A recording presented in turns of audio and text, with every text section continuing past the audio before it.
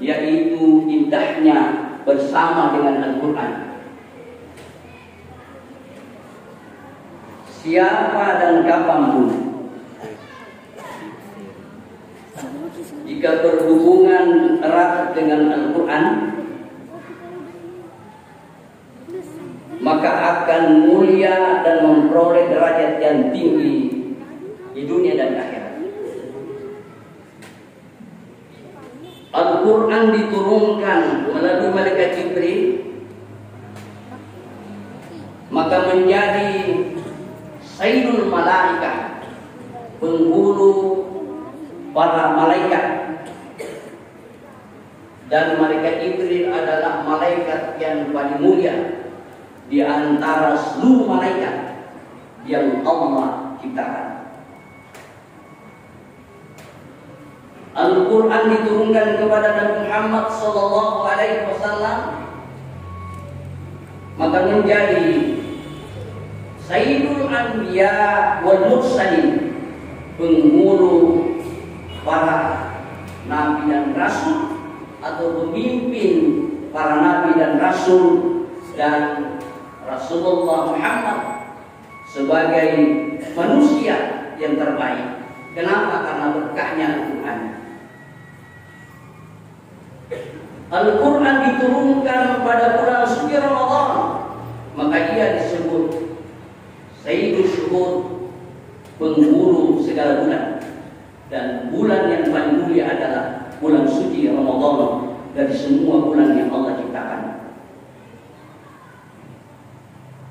Al-Quran diturunkan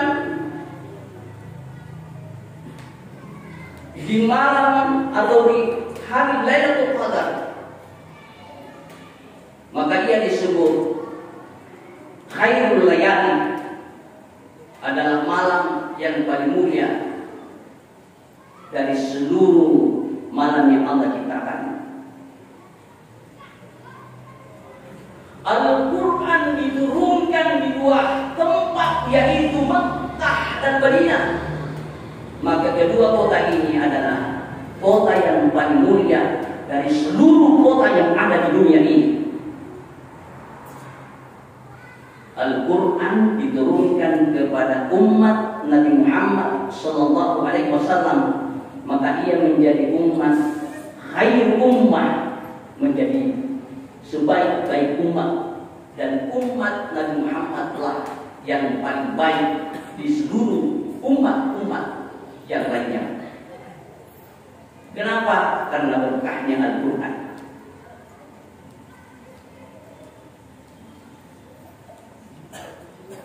Telinga kita ini adalah telinga biasa,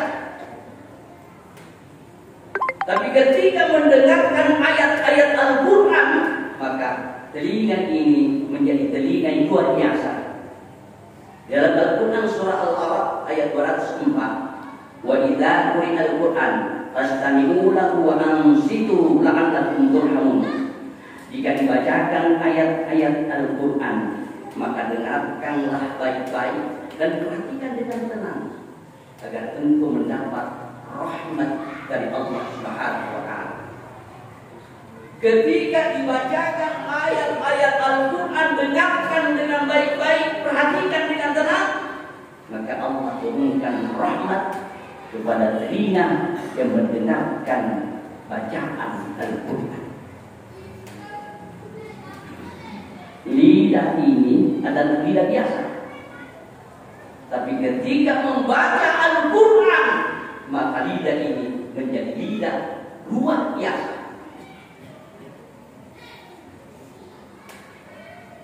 Otak kita ini adalah otak biasa, tapi ketika membaca Al-Quran, otak ini dibekali dengan hafalan-hafalan Al-Quran, maka otak ini menjadi otak yang luar biasa. Mata kita ini adalah mata biasa, tapi ketika mata ini melihat Al-Quran, kata demi kata, ayat per ayat, kalimat per kalimat, maka mata ini menjadi mata yang luar biasa. Ada 3 mata yang Allah selamatkan dari azab kelak di hari yaumil qiyamah. Yang pertama adalah mata yang menangis karena takut kepada Allah. Yang kedua, mata yang membaca Al-Quran, melihat Al-Quran lalu membacanya. Lalu kemudian ketiga, mata yang terjaga di malam hari sambil membaca Al-Quran karena takut jangan sampai musuh tentara Israel meruntuhkan, menggempur, merusak, merobohkan Masjidil Aqsa di Palestina. Maka ketiga mata inilah yang Allah selamatkan kelak yaumil qiyamah. Jemaah yang dimuliakan oleh Allah Subhanahu wa taala. Orang tua adalah orang tua biasa seperti orang tua yang lainnya, tetapi ketika punya anak yang menghafal Al-Qur'an, maka menjadi orang tua yang luar biasa. Kenapa? Karena ketika anaknya menjadi penghafal Al-Quran, maka kelak di yaumil qiyamah kedua orang tuanya digalungkan mahkota di lehernya, lalu kemudian Al-Quran datang untuk memberikan syafaat kepada orang-orang yang menghafal, yang mencintai, yang mempelajari dan mengamalkan Al-Quran. Karena itu, bapak guru anak tak mengaji. Alangkah bahagianya orang tua kalau punya anak menjadi anak penghafal Al-Quran, cinta kepada Al-Quran, pandai membaca Al-Quran. Kenapa? Karena kelak di akhirat menjadi penolong bagi kedua orang tuanya. Itulah sebabnya nanti ketika di yaumil qiyamah kita dibangkitkan dari kubur, berkumpul di padang mahsyar, dan kemudian seorang adik lari mencari kakaknya. Tolonglah saya kakak. Kakak pun mengatakan saya tidak bisa menolong. Adik pun belum tentu bisa menolong kakaknya. Orang tua kita yang mengandung 9 bulan 10 hari belum tentu orang tua bisa menolong kita, dan belum tentu kita bisa menolong ibu kita. Ayah kita menempuh tangannya mencari nafkah buat keluarganya, buat anak-anak dan istrinya. Belum tentu kita mampu menolong ayah kita, dan belum tentu ayah bisa menolong kita. Istri yang selama kita bersama-sama merasakan duka citanya rumah tangga, belum tentu istri bisa menolong kita, dan belum tentu kita suami bisa menolong istrinya. Tetapi siapa yang bisa menolong kita? Al-Quran akan datang pada hari kiamat, akan menolong hamba-hambanya yang suka membaca Al-Quran, yang pandai membaca Al-Quran, yang menghafalnya. Iqra'ul Quran fa innahu ya'ti yawmal qiyamati syafi'an li ashabihi. Bacalah Al-Quran, karena Al-Quran pada hari kiamat akan datang untuk memberikan pertolongan, memberikan syafaat kepada orang-orang yang rajin membaca Al-Quran, yang pandai membaca Al-Quran, yang menghafalnya Al-Quran. Karena itu daftarkan anaknya ke pondok. Daftarkan anaknya ke pondok. Di Kolaka ada orang tua 12 anaknya semua habis 30 juz. Alangkah bahagia orang tuanya. Ketika kita punya anak menghafal Al-Quran, tiap hari dia murajaah bacaannya 1 juz, 2 juz, 3 juz, mengambillah pahala-pahala, masuk diterima oleh kedua orang tuanya, walaupun mereka sudah berada di alam kubur, maka orang tuanya terus mengambil pahalanya karena punya anak penghafal Al-Quran. Tapi alangkah sedihnya seorang ayah dan ibu punya anak 5 orang, satu pun tidak tahu membaca Al-Quran, satu pun tidak ada yang bisa tahu membaca Al-Quran. Bahkan tiap malam bangun menyanyikan lagu-lagu metal, lalu mempertontonkan auratnya. Maka setiap itu mengalirlah dosa-dosa diterima oleh kedua orang tuanya. Na'udzubillah min dzalik. Jemaah tarbiyah dimuliakan oleh Allah Subhanahu wa taala.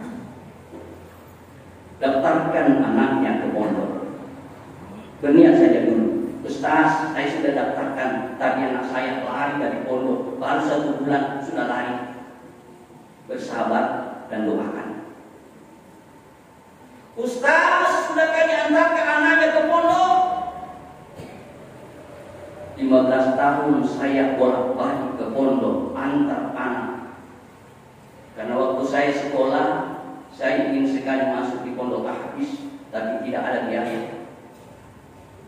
Lalu setelah saya beristri, saya komitmen dengan istriku, semua anak yang kita lahirkan semua harus masuk di pondok tahfiz. 15 tahun saya bolak-balik ke pondok, memberikan semangat, doa, dorongan, semangat kepada anak. Alhamdulillah, semua sudah habis 30 juz. Yang pertama sudah mengajar di pondok pesantren Bang Kosot sebagai guru tahfiz di Sanabiyah dan di Aliyah di Tonronge. Dan sekarang dia dikontrak menjadi Bang Tarwi di Masjid Raya Doi.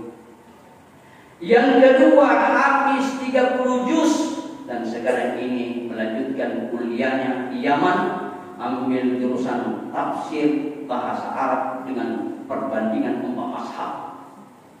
Lalu yang terakhir cewek, yang perempuan, 10 hari sebelum masuk Ramadan diwisuda oleh Duta Profesor Dr. Pan Boyadi.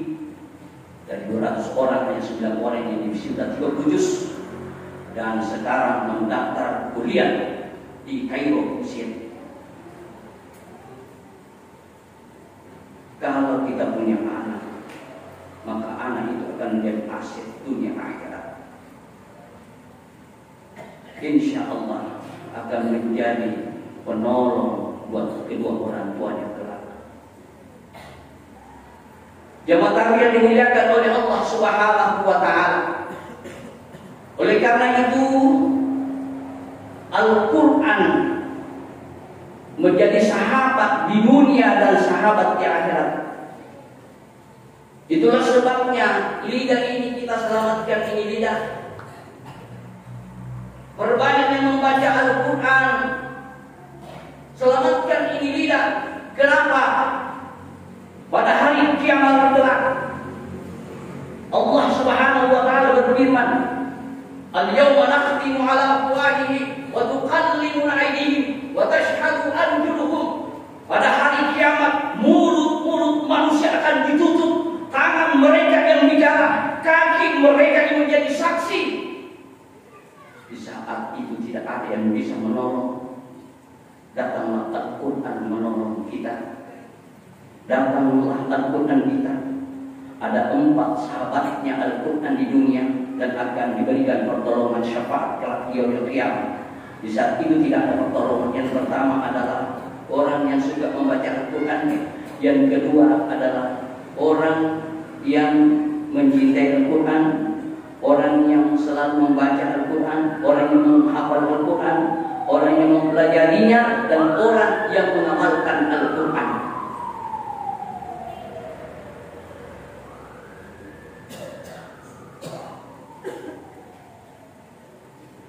Anak itu adalah titipan Allah, anak adalah amanah. Maka jadikanlah keturunan anak-anak kita, generasi muda kita menjadi generasi yang bisa dibanggakan, yang menjadi syafaat kelak di hari yaumul qiyamah. Suatu hari sahabat bertanya kepada Rasulullah, "Ya Rasulullah, siapakah orang yang terbaik?" Ni gak tahu kami nama kesim ribuan walidun ribuan wahai mati. Maka sahabat Rasulullah menjawab, "Khairukum man ta'allama al-Quran wa 'allamah." Siapa orang yang terbaik hidupnya di dunia dan di akhirat? Pejabat bukan pejabat. Orang kaya bukan. Orang miskin bukan. Orang yang tinggi pangkatnya bukan. Orang yang biasa pangkat bukan. Ustaz ulama bukan. Siapa orang yang terbaik? Khairukum man ta'allama al-Quran wa 'allamah, yaitu orang yang belajar Al-Quran lalu mengajarkan Al-Quran. Oh, ternyata orang yang paling baik adalah guru mengaji, belajar Al-Quran dan mengajarkan Al-Quran. Itulah kata Rasulullah, orang yang terbaik. Begitu indahnya bersama dengan Al-Quran. Karena itu, jika punya waktu, peluklah Al-Quran, cintailah Al-Quran. Mari kita merenungkan diri kita, yang mana lebih banyak kita memegang Al-Quran daripada memegang handphone. Tanya ibu dan istri, anak, yang mana lebih banyak dia memegang handphone atau Al-Quran.